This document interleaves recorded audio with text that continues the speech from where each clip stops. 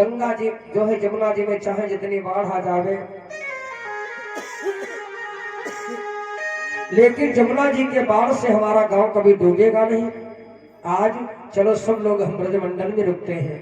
मेरे भैया छकड़े पर अपना सारा सामान लाद करके नंद बाबा भगवान कन्हैया बलराम भैया दामा श्रीदामा मत्स्य का सदामी रेता मेता संकीर्ण बदन गोपाल बिहारी, ये सब जितने भी ग्वालवासी थे आज सब भैया गोकुलवासी आज सब करके ब्रज में रहने लगे हैं।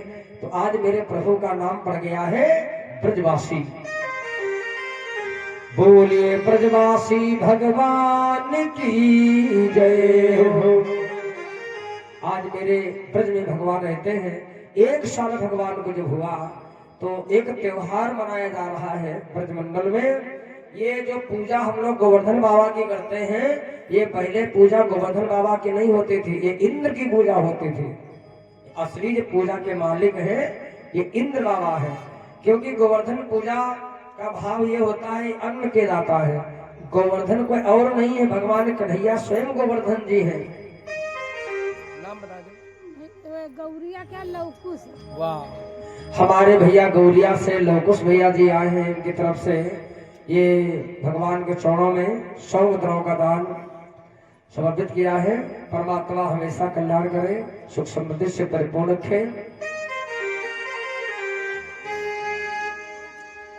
जब मैं कभी कभी किसी के पैसे बोलता हूँ तो हो सकता है कम ज्यादा हम बोल देते हैं, क्योंकि हम ज्यादा देखते हैं ना किसी ने कितना चढ़ाया है। अगर कम हो जाए तो कोई बात नहीं, वहां से पक्का लिखा पड़ी चल रही है भगवान के यहाँ है ना। हाँ, कभी कभी हो जाता है कि किसी का ज्यादा भी बोल देते हैं, किसी का कम बोल देते हैं, इसमें कुछ दिक्कत की बात नहीं है। और क्योंकि भगवान के खाते में सब अच्छा सा लिखा जा रहा है। बोली बंधु भक्तोर भगवान की जय। बंधुओं, आज इधर देखो, ये इंद्र की पूजा, असली पूजा इंद्र की होती है, लेकिन इंद्र की पूजा जो है भगवान ने भंग कर दिया है। स्वयं भगवान गोवर्धन जी ने अपनी पूजा कराई, क्योंकि अन्न के दाता कौन है? अन्न के दाता भगवान श्याम है। ये धरती से जो अनाज उत्पन्न होता है, सुनिए, आजकल आप लोग देख रहे हैं कि धरती माता से अनाज कम पैदा होने लगा है। 4 बार हम लोग गेहूं बोते हैं तब जाकर के अच्छा बीज जो है उगता है। फसलें जो तैयार नहीं होती हैं, कहीं अनावृष्टि हो रही, कहीं जलावृष्टि हो रही है, कहीं सूखा पड़ जाता है, कहीं ज्यादा पानी बरस जाता है, यानी अन्न की बर्बादी हो रही है। इसका कारण क्या है जानते हो? इसका कारण ये है, ये पृथ्वी जो है गाय का रूप है। पृथ्वी गाय का स्वरूप है, और गाय का जो पुत्र होता है उसे क्या कहते हैं? बछड़ा। बछड़ा क्या है? धर्म है। धर्म बैल है, यानी धरती माता का जो पुत्र है बैल है, धर्म। तो धरती से जो उत्पन्न चीजें होती हैं, अगर वो धर्म में नहीं लगती हैं तो फिर धरती माता रुष्ट हो जाती है। देखिए, गाय का जो दूध होता है, सबसे पहला अधिकार उस दूध पर किसका होता है? बछड़े का। जब तक बछड़ा दूध नहीं पिएगा तब तक गाय माता दूध नहीं देंगी। तो धरती से निकली हुई चीजें पहले उसको आप धर्म में लगाइए, क्योंकि धर्म धरती का पुत्र है। इसलिए जब धर्म में लग जाएगा तो धर्म में लगाने से हमारा धन पवित्र होगा, हमारा मन पवित्र होगा, और धरती माता प्रसन्न होती है। जानते हो, लक्ष्मी माता के 4 पुत्र हैं। सुनिए, लक्ष्मी के सुत 4 है, धर्म अगिन नप चोर। ये चोर चंडाल जो है ये लक्ष्मी के ही पुत्र हैं। हाँ, जितनी पूजा चोर लोग करते हैं उतनी पूजा हम लोग नहीं कर सकते। रात भर घूमेंगे और कहेंगे हे लक्ष्मी मैया कहीं जुगाड़ बना दो, 1 लाख रुपए का प्रसाद चढ़ाऊंगा, मैया के मंदिर में घंटा बांधूंगा। तो चोर जब चोरी करने जाते हैं तभी वो मांग करते हैं, ऐसी बात नहीं है, वो पूजा करते हैं। 1 लाख रुपए के चोरी किया तो 10,000 रुपए धर्म में भी लगा दिया। तो लक्ष्मी के ये 4 पुत्र हैं। कौन कौन? लक्ष्मी के सुत 4 है, धर्म अग्नि नप चोर, और जेठे के अपमान से 3 करई भड़फोर। लक्ष्मी का बड़ा बेटा है धर्म। जो पैसा धर्म में नहीं लगता है तो धर्म का जहां पर अपमान होता है वहां पर तीन भाई जो हैं ये भैया ज्यादा उपद्रव करते हैं। कहीं कहीं अनावृष्टि हो जाती है, जलावृष्टि हो जाती है। आपने देखा होगा हमारा धन जो है तीन ही जगह पर जाता है। प्रीति। और ये प्रीति बिटिया की तरफ से 51 गांव का दान भगवान के चरणों में समर्पित। परमात्मा कृपा करें। हमारा पैसा तीन जगह पर जाता है, सुन लीजिए। या तो पैसा ले जाएंगे आला वाले मतलब डॉक्टर लोग, या तो ले जाएंगे आला वाले और या फिर ले जाएंगे माला वाले कौन? नाउत लोग। कहे बोले यहाँ गद्दी दिखाया, वहां पे हमने दिखाया, वहां कोई भला नहीं हुआ। या तो ले जाए आला वाले, या फिर ले जाए माला वाले, या तो फिर ले जाए भाला वाले, चोर चंडाल। तो हमारा धन जो है तीन ही जगह पर जाता है। वो तीन जगह पर धन कब जाता है? जब हमारा धन धर्म में नहीं लगता। इसलिए ये जरूरी नहीं है कि देखो पंडित जी कथा कर रहे हैं, पंडित जी ने अगर 20,000 कमाया है, 30,000 कमाया है, तो इसका मतलब पंडित जी को भी दान करना चाहिए। ये ऐसा नहीं है कि दान आप लोगों के लिए बना, हमारे संतों के लिए भी दान है। 5% इनको भी दान करना चाहिए, गृहस्थों को 10% और राजाओं को 15%। अगर हमने 100 रुपए कमाए हैं तो 15 रुपए जो है राजाओं को दान करना चाहिए। गृहस्थों के लिए 10% का दान है, संतों के लिए 5% का दान है। दान सभी के लिए है। हमने बताया मनुष्य का कर्म है दान लेना, दान देना, शिक्षा पढ़ना, शिक्षा पढ़ाना, धर्म करना, धर्म कराना। ये 6 चीजें मनुष्य के हाथ में है और 6 चीजें भगवान के हाथ में है। हानि लाभ जीवन मरण जस अपजस विधिहात। भगवान के हाथ में जो है हानि करना, लाभ देना, यश अपजस, जन्म मरण, ये सब प्रभु के हाथों में है। इसलिए दान देने से धन पवित्र होता है, भजन करने से मन पवित्र होता है, सत्संग में आने से हमारा तन पवित्र होता है। धन को पवित्र करने के लिए, और देखो ये नहीं कहा जाता है कि कहीं कथा हो रही है किसी ब्राह्मण को ही दान दीजिए, नहीं, 4 लोगों को दान करना चाहिए। जैसे कोई ब्राह्मण मिल जाए आप उसको दान कर सकते हैं, कोई संत मिल जाए उसको दान कर सकते हैं, कोई गरीब बेटी की कन्या मिल जाए आप उसको दान कर सकते हैं, और या फिर कोई निर्धन व्यक्ति मिल जाए जिसका कोई सहारा नहीं है, आप उसका सहारा बन जाओ। तो दान इतने लोगों को करना चाहिए, क्योंकि इन लोगों को दान की आवश्यकता है। गरीब बेटी को दान की आवश्यकता है, गरीब लोगों को दान की आवश्यकता है, संत को दान की आवश्यकता है, भिक्षुक को, ब्राह्मण को दान की आवश्यकता है। बोल गोविंद भगवान की। तो आइए, मैं कह रहा था कि भगवान कृष्ण जो है अन्न के दाता है। आज एक दिन जब भगवान ने देखा कि पूरे नगर में मैया भोग बना रही है, माता लोगों ने, आप लोगों ने भोग बनाया कि नहीं बनाया? कितने लोगों ने बना लिया? वाह भाई, अभी लाना है सबको। तो माता अपने अपने घर में भोग बना रही है। कितने भोग? 56 भोग। गोवर्धन जी के यहाँ 56 भोग लगे थे। तो हम 56 भोग नहीं बना सकते तो कम से कम 5 भोग तो भगवान को लगा ही सकते हैं। और 5 भोग में जो है जरूरी नहीं है कि मिठाई हो, मेवा हो, पंचमेवा हो। 5 चीजें जो भगवान को प्रिय हैं, पुष्प ले लो, मीठा ले लो, फल ले लो, घृत ले लो, दूध ले लो, ये भगवान में भोग में चढ़ता है। प्यारे, आज देखो 56 भोग मैया तैयार कर रही थी। भगवान कन्हैया अपने घर में आए, देखा मैया भी भोग बना रही है, 56 भोग बना रही है। 4 बजे से बिचारी जुटी है, 8 बजने वाला है। भगवान कन्हैया ने पूछा, मैया आज ये क्या कर रही हो? 56 भोग तुम किसके लिए बना रही हो? बोले लाला तुमको मालूम नहीं, आज मेरे घर में गांव में पूजा होगी। वो पूजा होगी इंद्र बाबा की। इंद्र का जब भगवान ने नाम सुना तो भगवान नाराज हो गए। अरे इंद्र की पूजा तुम लोग क्यों करती हो?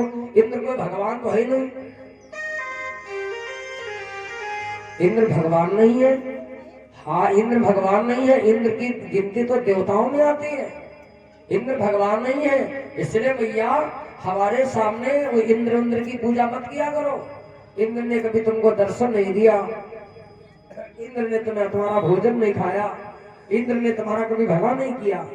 तो ऐसे लोगों की पूजा करने से क्या फायदा, जो भोग नहीं खाते, दर्शन नहीं देते, कृपा नहीं करते। हमारे यहाँ एक भगवान है जो कृपा करेंगे, भोजन भी खाएंगे, दर्शन भी देंगे। बोले तुम्हारे भगवान कौन है? बोले हमारे भगवान है गोवर्धन बाबा। गोवर्धन बाबा भगवान है। पर्वत की बात कर रहे हो? अरे बोले पर्वत नहीं, उसमें गोवर्धन भगवान रहते हैं। भगवान दर्शन मिलेगा तुमको। एक बार भगवान ने जाकर के गोवर्धन को साफ सुथरा किया है। नगर में भगवान आए, आइए पूजा होने जा रही है गोवर्धन बाबा की। जो लोग परीक्षित जी मंगा लीजिए भोग।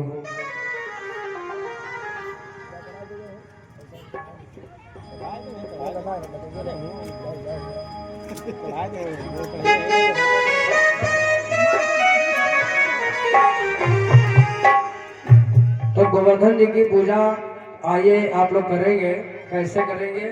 सबसे पहले बाबा जी को जल छोड़ेंगे, फूल चढ़ाएंगे, तिलक रोली तिलक लगाएंगे।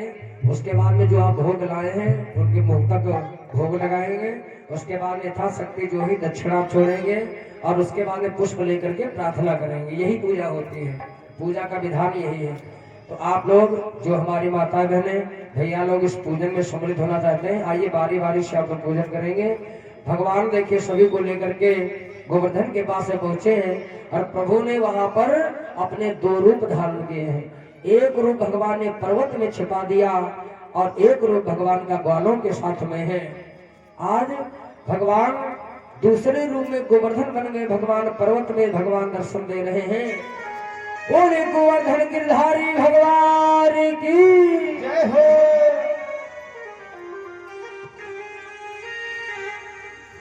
आज मेरे प्रभु गोवर्धन बन गए हैं। आज कुछ ग्वाल वालों ने देखा भगवान कन्हैया मंद मंद बंसी बजा रहे हैं, मुस्कुरा रहे हैं और आज गोवर्धन पर्वत में भगवान अपनी झांकी का दर्शन दिखा रहे हैं। आइए जब तक आप लोगों की पूजा हो रही है तब तक आप सभी लोग भगवान गोवर्धन जी का ये पावन संकीर्तन बोले, प्रार्थना करेंगे गोवर्धन भगवान की। और तेरे सब संकट मिट जाए,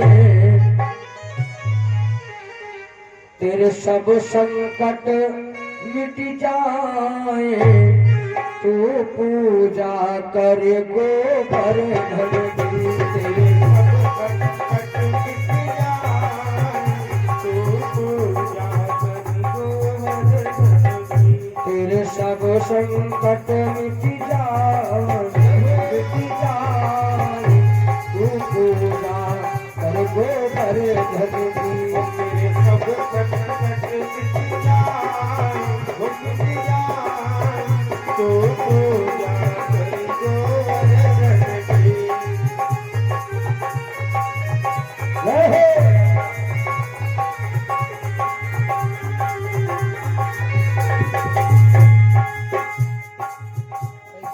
चालू 100 रुपया। हाँ। और ये 100 मुद्राओं से दान सारी विद्या की तरफ से भगवान के चरणों में समर्पित हुए हैं। बहुत बहुत धन्यवाद है। हाँ तेरे सब संकट मिट जाए,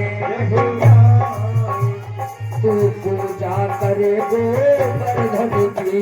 तेरे सब संकट मिट जाए, तू पूजा करे गोवर्धन की। तोहे नंद लाला मिल जाए, तोहे नंद लाला मिल जाए, तू पूजा कर गोवर्धन की। तोहे नंद लाला मिल जाए, तू पूजा कर गोवर्धन की। आगे पोछरी को लूटा है, आगे पोछरी को लूटा है, जो भरे दो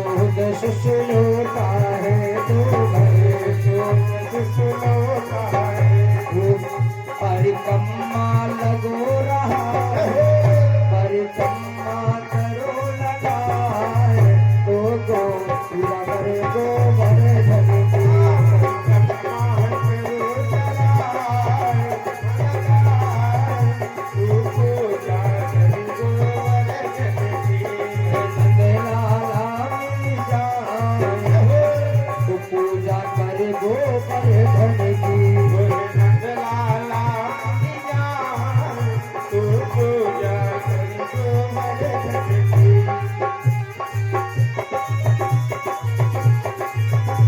करो भैया पूजा करो।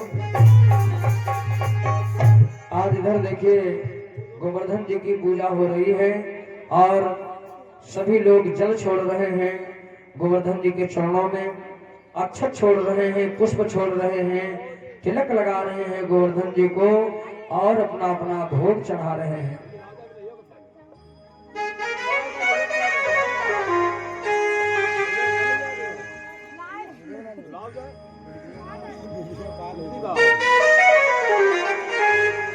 मेरे प्रेमियों, आज देखिए बड़े भाव से गोवर्धन जी की पूजा हो रही है। हाँ ठीक है, आने दो, कोई दिक्कत नहीं, बात कर लेना, कोई दिक्कत नहीं है।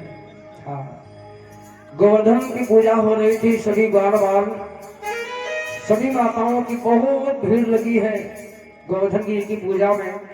आइए, एक मैया ने प्रार्थना की है, और श्री गोवर्धन महाराज तेरे माथे मुकुट विराज रहे हो। श्री महाराज तेरे माथे मुकुट विराज रहे हो।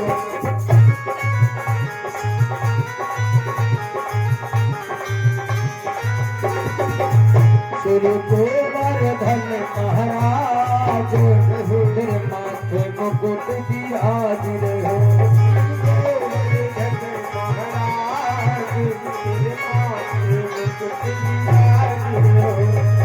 माथे मुकुट विराज रहे, तेरे माथे मुकुट विराज रहे।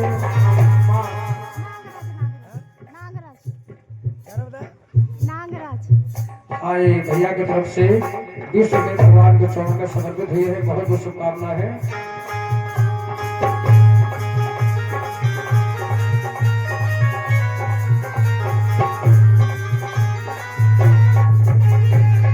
तुम पे पान चढ़े, तुम पे फूल चढ़े, तुम पे पान चढ़े, तुम पे फूल चढ़े,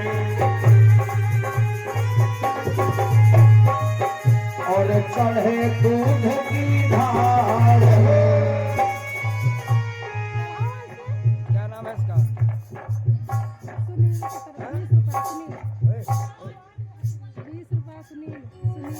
हाँ, ये भाई सुनील जी के यहाँ से 20 रुपए भगवान के चरणों में समर्पित हुए हैं, बहुत बहुत धन्यवाद है, साधुवाद है। और चढ़े दूध की धार, धार तेरे माथे मुकुट विराज रहे हो। चढ़े दूध की धार, तेरे माथे मुकुट विराज रहे हो। श्री गोवर्धन महाराज महाराज तेरे माथे मुकुट विराज रहे हो। गोवर्धन महाराज महाराज तेरे माथे मुकुट विराज रहे हो। ओ तेरे सात कोष की परिक्रमा, तेरे सात कोष की परिक्रमा, और चकलेश्वर की सार, हाँ तेरे चकलेश्वर की सार, तेरे माथे मुकुट विराज रहे हो। चकलेश्वर की सार, तेरे माथे मुकुट विराज रहे हो। श्री गोवर्धन महाराज तेरे माथे मुकुट विराज रहे हो। गोवर्धन महाराज तेरे माथे मुकुट विराज रहे हो। प्रेम से गोवर्धन भगवान की जय हो, कृष्ण कन्हैया लाल की। जय हो। अब तो पूरे ब्रज में भगवान के नाम का जय जयकार हो रहा है। भगवान के नाम का जब जय जयकार हुआ तो देवराज इंद्र के कानों में आवाज पहुंची। देवराज इंद्र ने सोचा, आज के दिन तो मेरी पूजा होती थी पूरे ब्रज में, ये नंद के लाल की जय जयकार। अब तो देवताओं ने जब मृत्यु लोक में देखा हाय हाय, जितने ब्रज के लोग थे वो सब आज पूजा तो कर रहे हैं, लेकिन पूजा वो इंद्र की नहीं बल्कि गोवर्धन की पूजा हो रही है।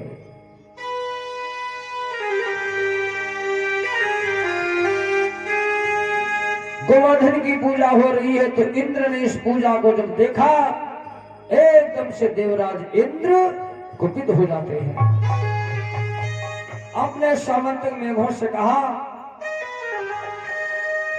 और घराओ इतनी जोरों से और पृथ्वी के परत पलट जाए, और तड़काओ इतनी और ताकत से और कानों के पर्दे फट जाए।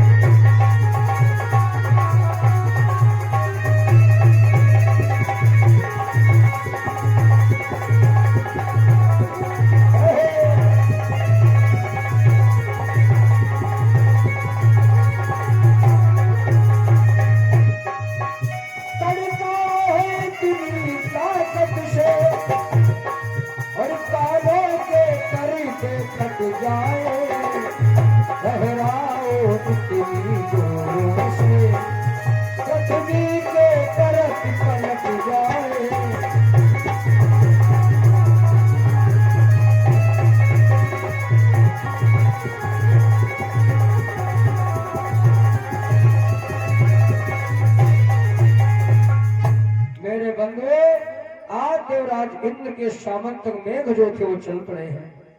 आज्ञा मिली है, जाओ जाकर के ब्रजमंडल में इतनी जोर से मूसलाधार बारिश करो कि सारा ब्रजमंडल जो है जल से जलमग्न हो जाए।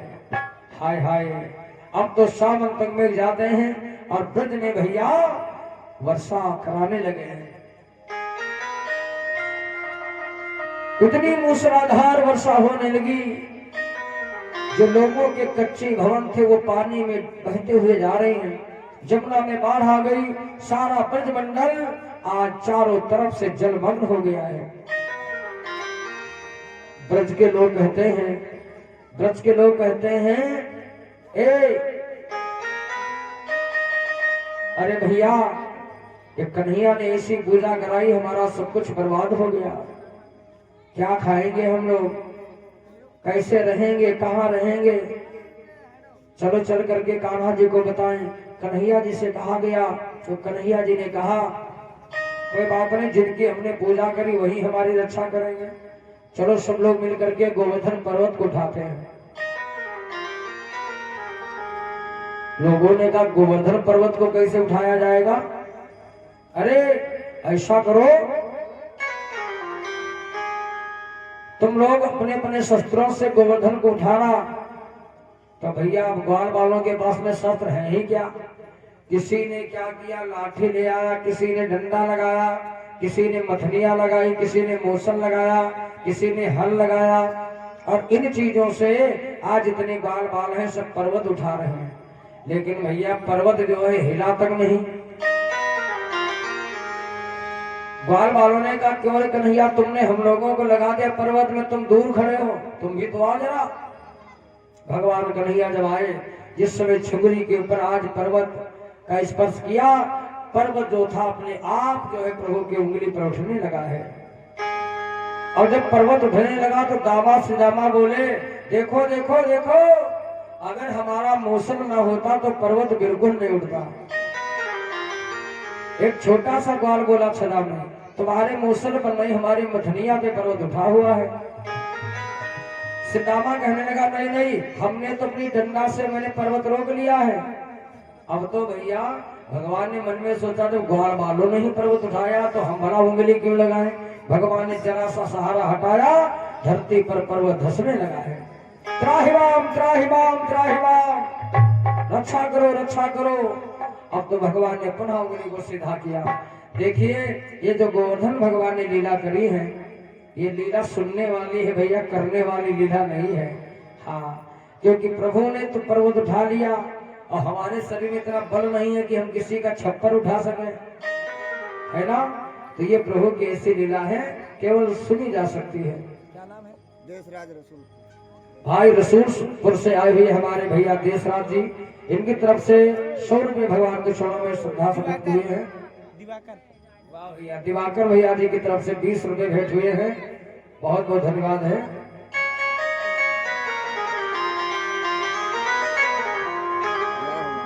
50 रुपया। क्या नाम है? हीरालाल। कहाँ से? रसूलपुर। वाह भाई, रसूलपुर से हीरालाल जी की तरफ से 50 रुपये समर्पित हुए हैं, बहुत बहुत साधुवाद है, धन्यवाद है। बंसी का बजाना खेल मगर, बंसी तो कोई बजा सकता है, कन्हैया ने बंसी बजाई थी। बंसी का बजाना खेल मगर, पर्वत का उठाना खेल नहीं। और द्रौपदी की 10 गज साड़ी में, ये प्रभु की लीला है, सुनिए। और द्रौपदी की 10 गज और साड़ी में लाखों दर्शाना खेल नहीं। द्रौपदी की 10 गज साड़ी में। और सुनेगा भगवान की एक लीला और हुई है, आज रात्रि में वो लीला होगी। कौन सी? था विप्र सुदामा जो निर्धन, वो मुट्ठी भर चावल लाया था, 3 मुट्ठी चावल लाया था। उस दीन सुदामा ब्राह्मण को, राजा राम खगरा। वाह भाई, राजा राम भैया जी सदना से, इनके यहाँ से 20 रुपये भगवान के चरणों में समर्पित हुए हैं। भगवान हमेशा कल्याण करें। उस दीन सुदामा ब्राह्मण को और धनवान बनाना खेल नहीं, और खेल नहीं। कहने का भाव है, द्रौपदी की 10 गज साड़ी में लाखों दर्शाना खेल नहीं, बंसी का बजाना खेल मगर इस पर्वत का उठाना खेल नहीं। ये भगवान की जो लीला हुई है, कन्हैया जी की लीला, ये केवल लीला कही जा सकती है, सुनी जा सकती है, लेकिन की नहीं जा सकती है। इसलिए आइए, आज की कथा को विराम देने से पहले एक सूचना मैं सभी को बताऊंगा कि भगवान की आज बहुत ही सुंदर लीला होगी। भगवान रहस्य लीला करेंगे, कंस वध करेंगे मथुरा में जाकर के, और उसके बाद में समय तो बड़ा भाव है प्यारे, सुदामा चरित्र की भी लीला का दर्शन आज रात्रि में ही होगा। तो सुदामा जी भगवान के लिए कितने मुट्ठी चावल लेकर के गए थे? 3 मुट्ठी। आप लोगों को एक एक गोरा चावल लाना है, घबराना नहीं है, क्योंकि गन्ने का इलाका है तो चावल तो कम पैदा होते होंगे। तो देखो, ये मत सोचना कि हम कहीं एक गोरा बोल दिया तो आप लोग कथा सुन लेना आना, ऐसा नहीं है भैया। तो भाव ये है, भगवान के लिए आपकी जो जी श्रद्धा है, श्रद्धा के अनुसार आप लोग तंदुल लाए भगवान के लिए, जैसे सुदामा जी लेकर के भाव से गए थे। और नहीं लाएंगे तब भी आपका स्वागत है, ये आपकी श्रद्धा है, आपका दान है, ये अपने तरफ से आप लोग करेंगे। तो जो माताएं तंदूर प्रसाद लाना चाहती हैं, और देखो हमारी माताएं गलती कर देती, बहुत बड़ी गलती, और मैं हर कथा में बोलता हूँ, सुदामा जी के लिए जो चावल आते हैं उसमें कुछ मिलाया नहीं जाता है, कुछ भी मत मिलाइए, केवल सादे चावल भगवान को प्रिय है। इसलिए तंदूर में कुछ भी नहीं मिलाएंगे, सिर्फ सादे चावल लाएंगे। आपकी यथाशक्ति है उसमें आप 1 रुपए, 2 रुपए, 20 रुपए, जो भी आपकी श्रद्धा, तो दक्षिणा भी लगा सकते हैं। बाकी उसमें मिलाना कुछ नहीं, ना उसमें कोई दाल मिलाना है, ना नमक मिलाना है, ये कुछ नहीं करना है। तो सुदामा जी के जो तंदूर माता लाए उसमें सादे ही चावल लाए, और आपकी जैसी श्रद्धा है, आपकी श्रद्धा पर निर्भर है। तो आज ये चावलों का बड़ा महत्व है। और आज जानते हो एकादशी व्रत भी आज है, और एकादशी के व्रत के दिन चावल खाना नहीं चाहिए, दान भले कर दो। क्योंकि खाने पर दोष लगता है। इसीलिए आज के दिन आप लोग दान कर सकती हैं ये तंदूर का दान। तो आइए रात्रि में हमारे भैया जी सुदामा की झांकी तैयार करेंगे और ये जो सुदामा जी की जो झांकी की लीला है रात्रि में आप सभी लोग देखेंगे। और इसके पहले कंसवध भगवान करेंगे। मथुरा में कुबेर पीड़ा उद्धार, माली उद्धार, दर्जी उद्धार, कुब्जा उद्धार, धोबी का उद्धार भगवान करते हुए कंस का उद्धार करेंगे। उसके बाद में कल जो है भगवान के विवाहों की कथा होगी और उसके बाद में परीक्षित मोक्ष की कथा होगी। और कुछ अगर समय मिलेगा तो सत्संग के माध्यम से कल कथा होगी। और हाँ, एक विशेष निवेदन और है, कल कथा जो है 9 बजे से शुरू हो जाएगी, 9 बजे से, क्योंकि कथा होना है, उसके बाद में हवन होना है। और हमारे परीक्षित जी का कहना है कि 1 बजे से भंडारा भी होना है। क्यों परीक्षित जी?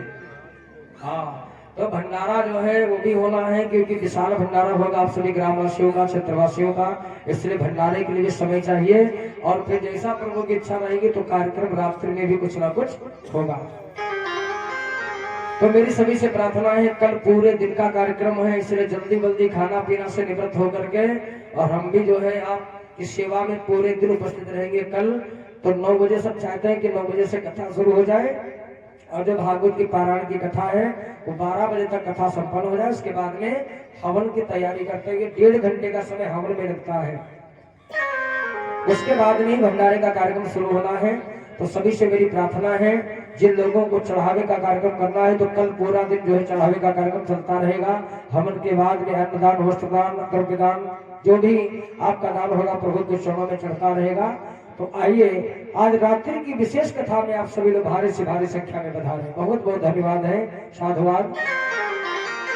आइए भजन सुनिएगा। हमारे